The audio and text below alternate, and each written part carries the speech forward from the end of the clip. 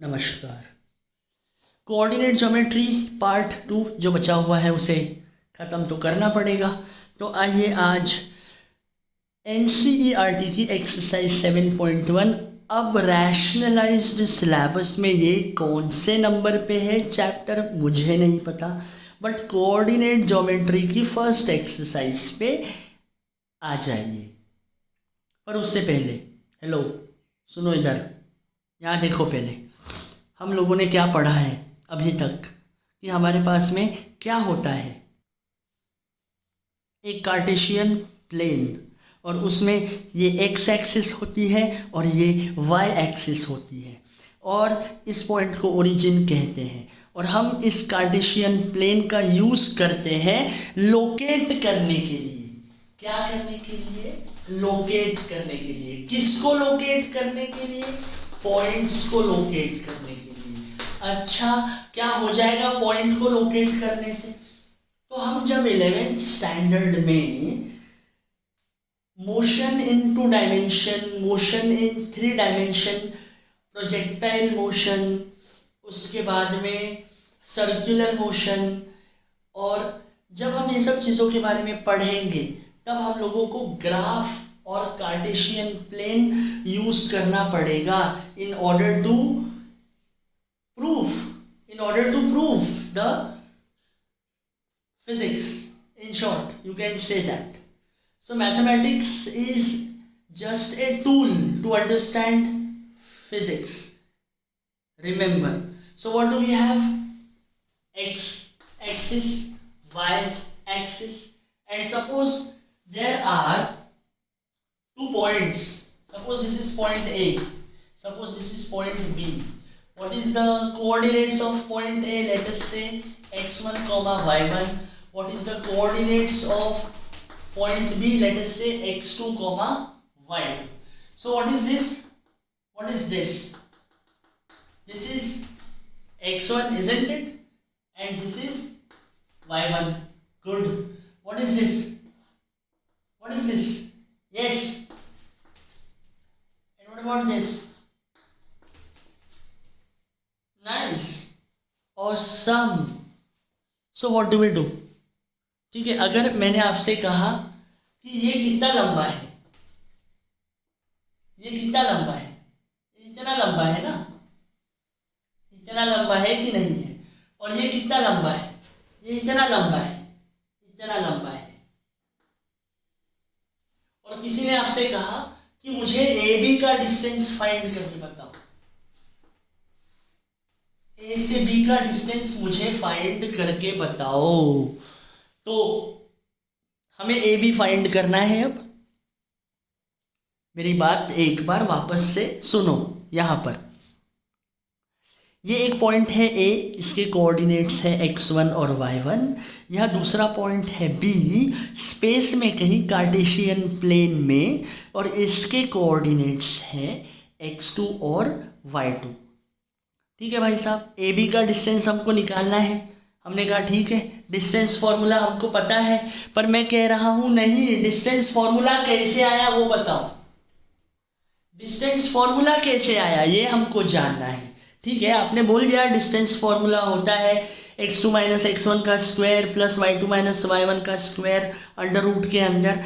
ठीक है, we know that the formula is, but वो कैसे आया, वह फॉर्मूला खुद कैसे आया? तो हमने ये एक सिचुएशन को इमेजिन करना है। 2 पॉइंट है हमारे पास में ए और बी। ये ए का जो भी x1 होगा वो यहाँ पर पाया जाएगा, और जो y1 होगा वो यहाँ पर पाया जाएगा y एक्सिस पे।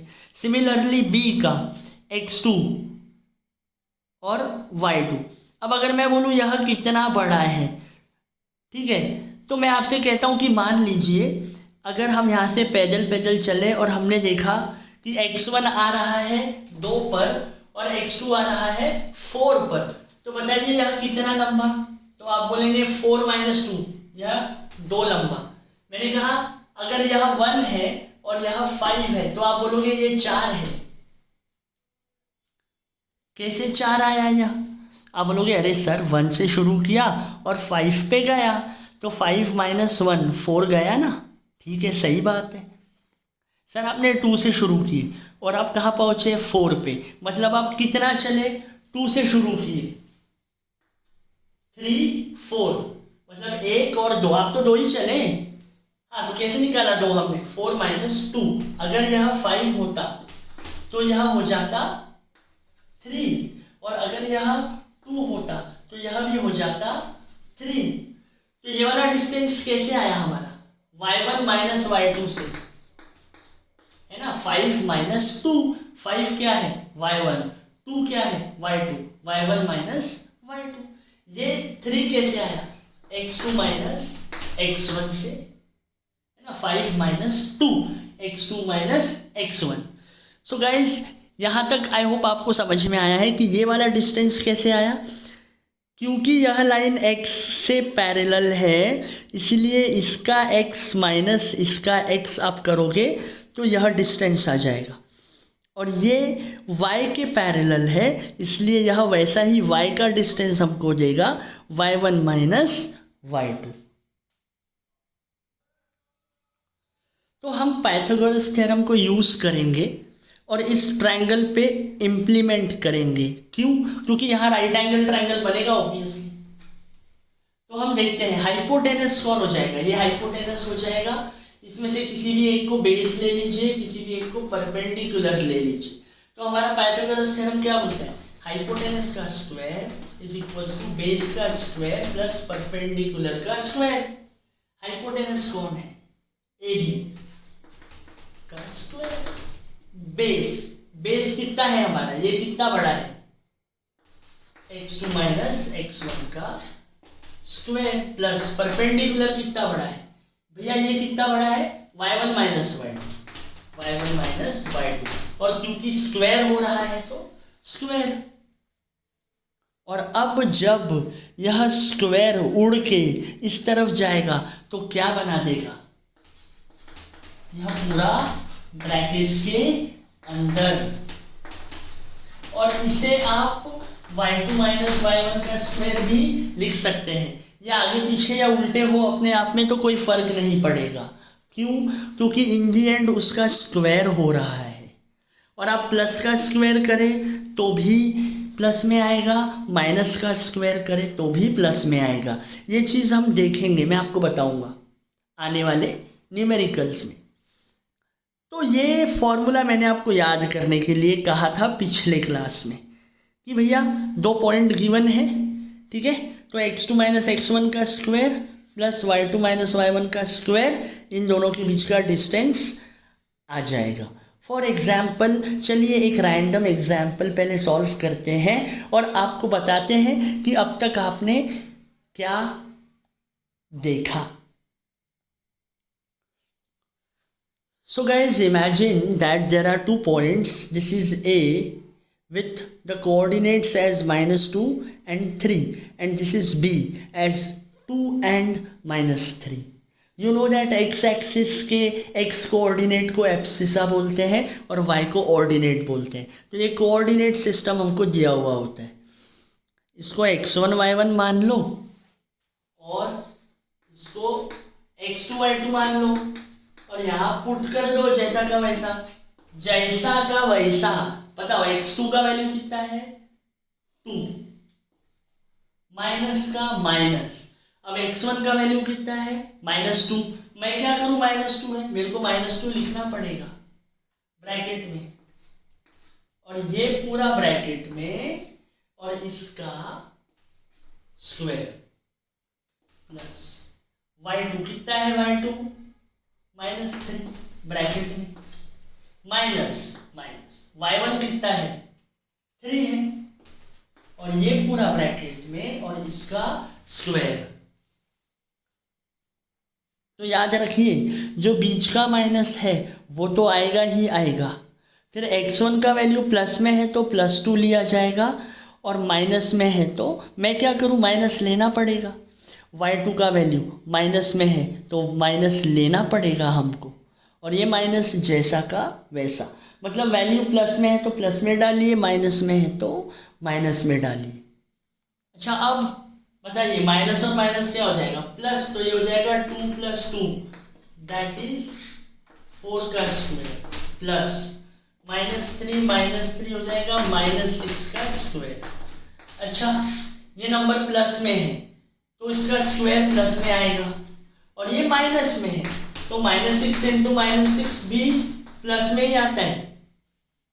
मैं थोड़ी देर पहले यही समझा रहा था कि माइनस वाले नंबर का स्क्वायर भी प्लस में ही आता है और प्लस वाले नंबर का स्क्वायर भी प्लस में ही आता है। तो ये हो जाएगा 36, और फाइनली आपका फाइनल आंसर आ जाएगा √52, और इसको आप तोड़ा ताड़ी करके 2√30 यूनिट्स ला सकते हैं।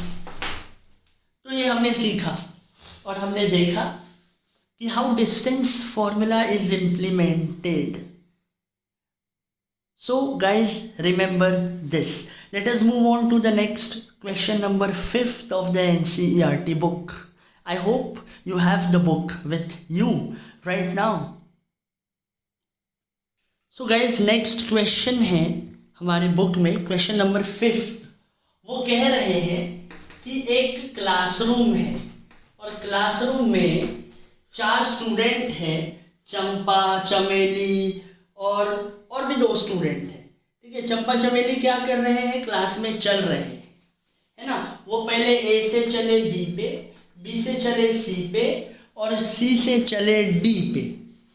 ठीक है, तो अब वो ए से बी पे चले, बी से सी पे चले, सी से डी पे चले और डी से फिर से ए पर आ गए। तो होता क्या है कि as they walk in the class, जो चंपा है, कौन, चंपा, चंपा बाई पूछ रही है चमेली को।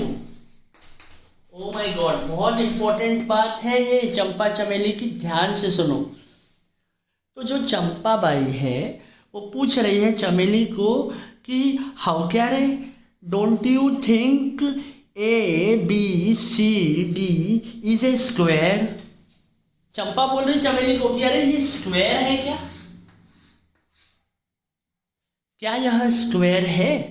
तो चमेली बोलती है नहीं।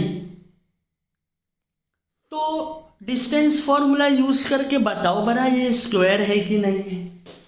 तो अब आप क्या करेंगे, ध्यान से, कुछ नहीं, बहुत आसान है। देखो, ए के कोऑर्डिनेट्स, सबके कोऑर्डिनेट्स निकाल लो। सबके कोऑर्डिनेट्स कैसे, ए के कोऑर्डिनेट देखिए, आपको डायग्राम बुक में दिया हुआ है, फिर भी मैंने बना दिया है। ए के कोऑर्डिनेट्स, एक्स पे कितना चलना पड़ेगा, 1 2 3, और वाई पे कितना चलना पड़ेगा, 1 2 3 4। तो ये हो जाएगा 3,4, ये कोऑर्डिनेट हो जाएंगे 3,4।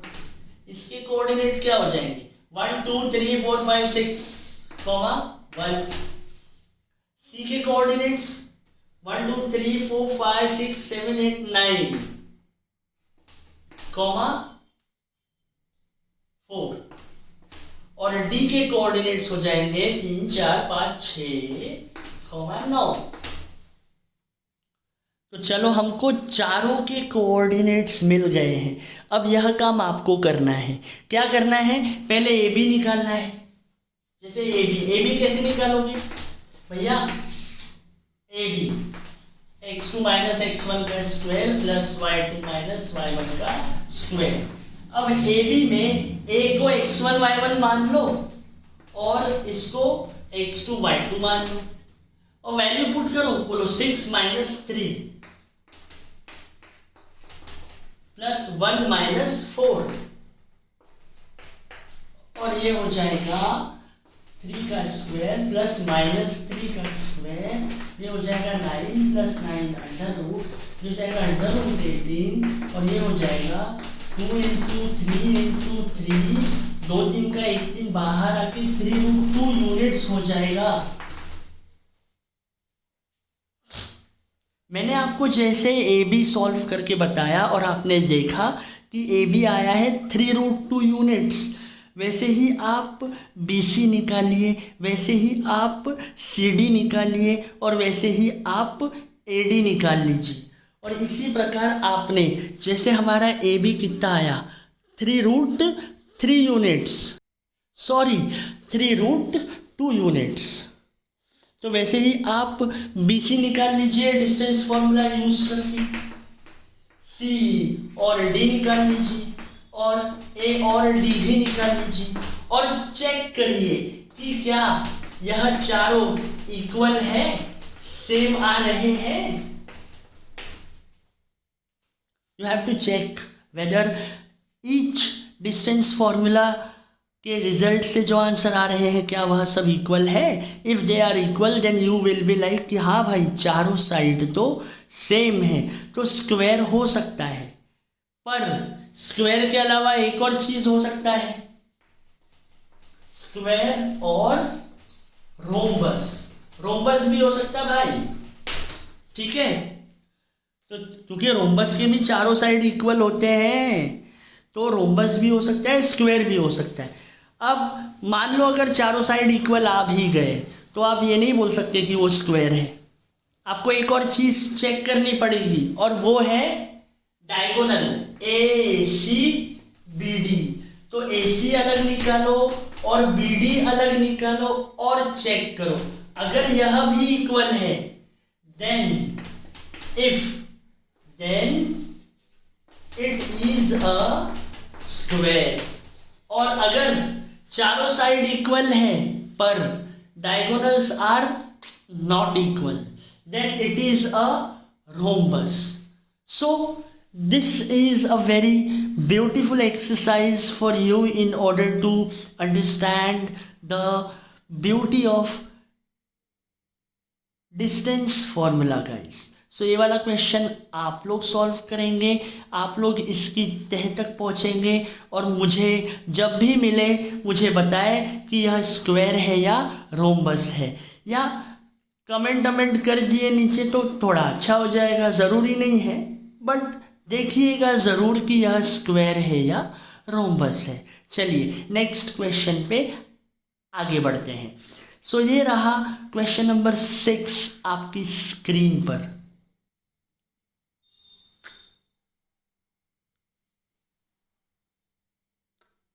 So guys name the type of the quadrilaterals formed, if any, by the following points and give reasons to your answers. What does it mean? It means that you have been given with 4 points, this and this, and you have to, by using the distance formula, tell them कि भाई साहब यह square है कि rectangle है कि circle तो नहीं हो सकता क्योंकि 4 पॉइंट है और सर्कल में तो इनफाइनाइट पॉइंट होते हैं। याद रखिए सर्कल में इनफाइनाइट पॉइंट होते हैं, ठीक है। इसीलिए हम ये चेक करेंगे। अब हम क्या करेंगे, हम इन्हीं आंसर कैसे लिखेंगे चेक करो। मान लो अब मैं आंसर लिख रहा हूँ, सॉल्यूशन यहाँ से स्टार्ट हुआ है। मैं मान लूँगा let A of this, B of this, C of this and D of this। हमने चारों पॉइंट को ABCD मान लेना है। आपको PQRS पसंद है तो PQRS मान लेना है, आपको XYZ पसंद है तो वो नहीं मानना क्योंकि WXYZ लेना पड़ेगा, है ना, WXYZ। ओके, हम अभी यहाँ क्या करेंगे, AB निकाल लेंगे, हम क्या करेंगे BC निकाल लेंगे, हम क्या कर लेंगे CD निकाल लेंगे और हम क्या कर लेंगे AD निकाल लेंगे। ऑब्वियसली कौन से फॉर्मूले से, आपको पता है, डिस्टेंस फॉर्मूले से। चलो एक बार डायरेक्ट निकाल के देखेंगे क्या।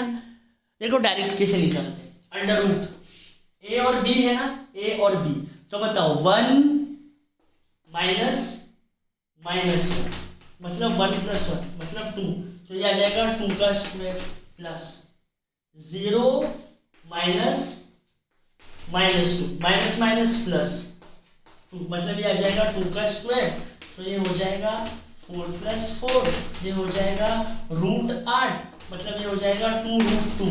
तो इसका जो AB का आपका वैल्यू आया वो कितना आ गया, 2√2। देखा आपने डायरेक्ट। तो हमने कुछ नहीं किया, हमने डिस्टेंस फॉर्मूला लगाया A और B के ऊपर, तो ऐसा आया। वैसे ये आप बी सी के ऊपर लगाइए, ये x1 y1 हो जाएगा, ये x2 y2 हो जाएगा। देखिए कितना आता है। सी डी चेक करिए कितना आता है, और ए डी चेक करिए कितना आता है। यदि चारों इक्वल आते हैं, जो कि इसमें आएंगे, तो as you solve this question you will find that B C का आंसर भी 2√2 आएगा, सी डी और ए डी का आंसर भी 2√2 आएगा। पर आपको निकालना है और आपको ऑनेस्टी से, ईमानदारी से चेक करना है कि सही में आ रहा है कि नहीं आ रहा है। और उसके बाद में आप फिर से इनके क्या चेक करेंगे, डायगोनल्स। देखिए आपको लेना है ए बी सी डी। मान लीजिए आपने ऐसा बनाया होगा ए बी सी डी, तो डायगोनल्स क्या हो जाएंगे, ए सी, तो आप ए सी निकालिए, और दूसरा डायगोनल डी बी, तो आप डी बी निकालिए, और चेक करिए कि यह दोनों भी इक्वल है क्या। अगर चारों साइड देखिए, ए बी मतलब ये, बी सी, सी डी और ए डी, अगर यह चारों इक्वल होने के बाद ए सी और डी बी भी अगर इक्वल है, तो आप कह सकते हैं कि हाँ भाई साहब यह स्क्वायर है। और अगर ए सी और डी बी इक्वल नहीं है, तो आप कहेंगे कि यह रोम्बस है, क्योंकि चारों साइड तो इक्वल है पर डायगोनल्स इक्वल नहीं है। तो ये वाली प्रैक्टिस आपके नाम, बिल्कुल इसे प्रैक्टिस करिए। प्रॉब्लम होने पे मैं आपके पास में ही हूँ, ठीक है। So let me know if you have any doubts regarding this, and I wish कि 6th क्वेश्चन एक आप अपने लेवल पे रिसर्च करिए, so that we can move on to the 7th question. So this is again a very fantastic question guys from your NCERT book. Find the point on which x-axis, find the point on the x-axis which is equidistant. Equidistant मतलब equal distance। पहले हम Cartesian plane बना लेते हैं, ठीक है। तो ये रहा हमारा कार्टेशियन प्लेन। पहला पॉइंट जो है वो 2,-5 मतलब समवेयर अराउंड हियर। x पे इधर कहीं जाएंगे और y पे नीचे जाएंगे -5, तो कहीं ये हो जाएगा हमारा पहला पॉइंट 2,-5। इसका नाम a ले लेते हैं। दूसरा पॉइंट -2 यहाँ, और पॉजिटिव -2,9।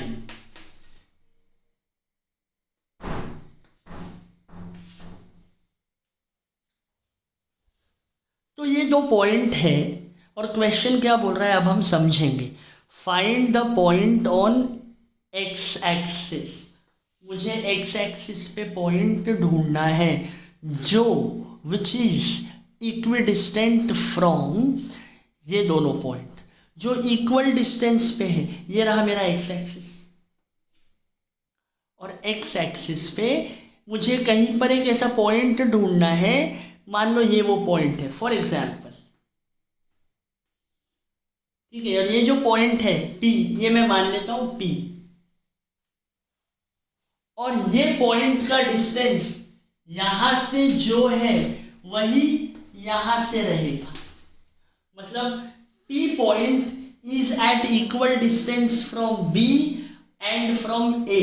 मतलब यहां से 5 की दूरी पर है, तो यहां पर भी 5 की दूरी पर ही होगा, ऐसा कह रहा है। मतलब जो इसका डिस्टेंस है वही डिस्टेंस इसका होगा। इसका मतलब क्या है, अरे ये जो डिस्टेंस है, कितना डिस्टेंस है BP, किसके बराबर है AP। खत्म, इक्वल डिस्टेंस पे बोला ना, बस।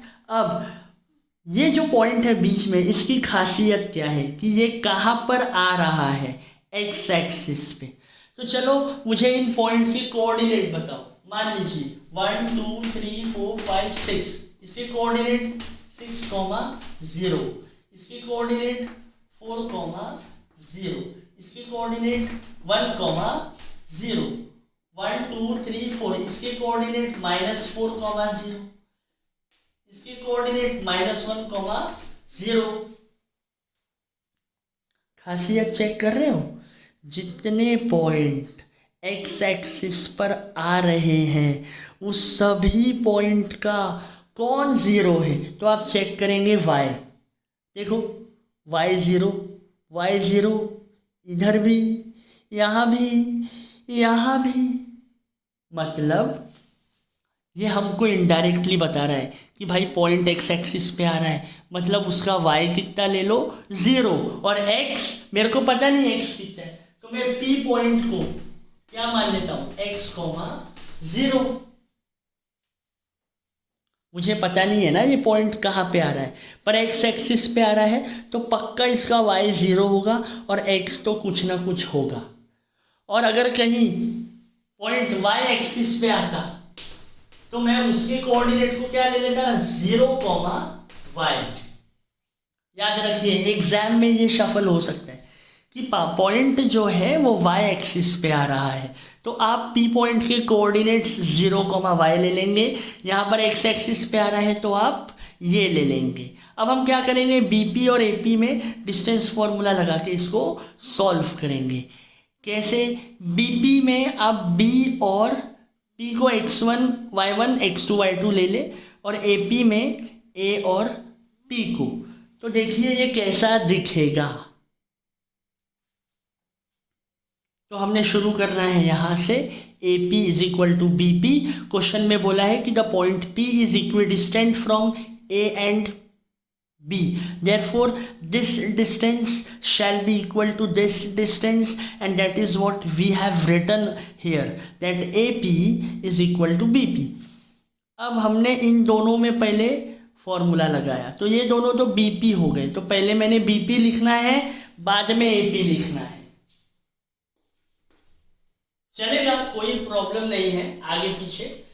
तो BP मतलब ये दोनों पॉइंट, सो x -2 प्लस 0 -9, और ये वाले पॉइंट में x -2 प्लस 0 -5। अब इसे सॉल्व करिए, बस इसको सॉल्व करिए, आपका आंसर हो जाएगा। क्या करेंगे अब,